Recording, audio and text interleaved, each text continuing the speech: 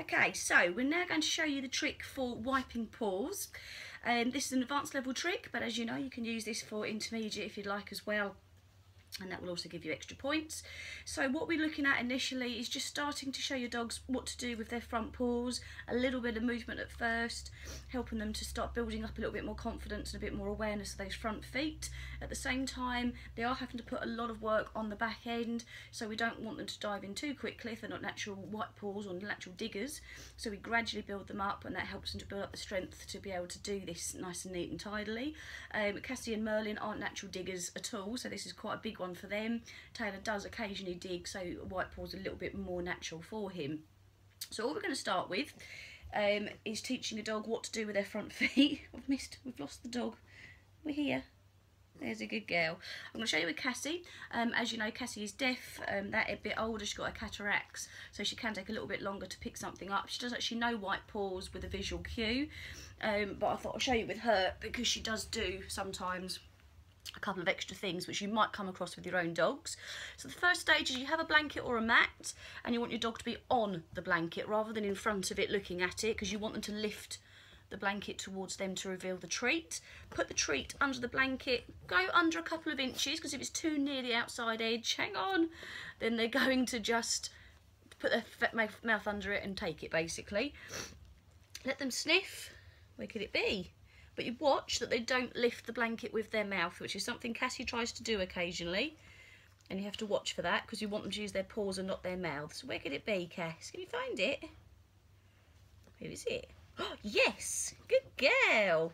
So if you can see there, she used her right paw, did move the blanket quite a lot for her little feet. Wasn't quite enough to reveal the biscuit, so I've just helped by getting the biscuit and treating her to make sure it's positive, to make sure she learns this is what we want her to do. We make sure she gets it right each time. So another biscuit goes underneath. Where is it? Yes. And again, yes, good girl. So at the minute she's just using the one paw, which is absolutely fine. The more we do, the more we ask them to use the other paw as well. Where is it, that one? This foot, where is this foot? Under there, yes. So like I say, helping them is absolutely fine. So this is your very first step of literally just having one foot doing the work. I know, it's miserable, isn't it? Right, Merlin, come over here. Just to progress that on a little bit more. Sit. Good boy. We'll use Merlin. Treat goes right under the blanket now. White paws. Good boy. There's a good boy. You know where it is. It's only one. Merlin. Good man. Merlin, come over here. Good. Find it. White paws. White paws. Good boy. Yes, good. I don't know where it is. You're probably on it.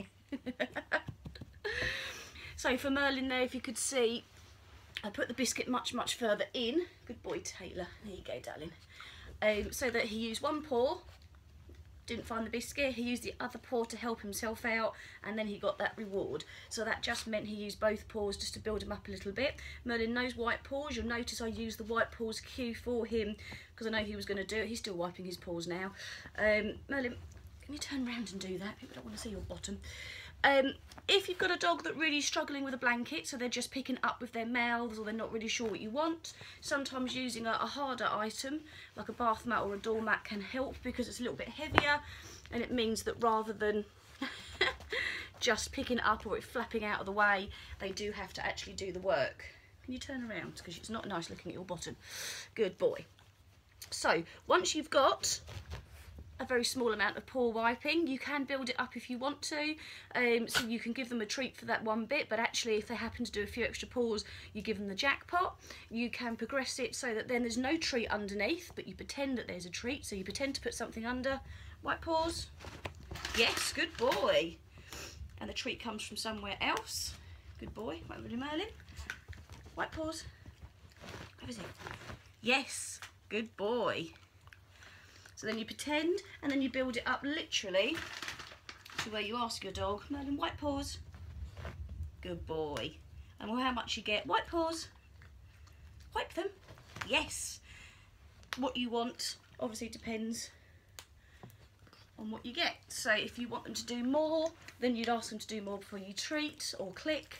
If you're happy with just a little wipe, which is what I'm happy with my guys, sorry about Merlin's bottom, then you just click and treat after a very small amount. Merlin, there's nothing there, it's gone. Everyone doesn't want to see your bottom. Come on, come on. Good boy, come around here. Oh, sorry, come around here. So play around with it a little bit. Once you can get it, you can then develop it by putting in less hand signals. So you just ask, as I did with Merlin there. Cassie has the hand signal because bless her heart, obviously she can't hear me. You can put in some distance work. You can then change the surface that they work on. So mine typically do this on a blanket, but I have taught them to do it on other surfaces as well, so on grass and on sand, so they're actually getting a digging motion. So if you want to teach your dogs to dig as well, for exercise purposes more than anything else, then you can progress this to other surfaces as well. But start off very nice and just to show you progression with Taylor now. Taylor, Wipe Paws. Yes, good boy.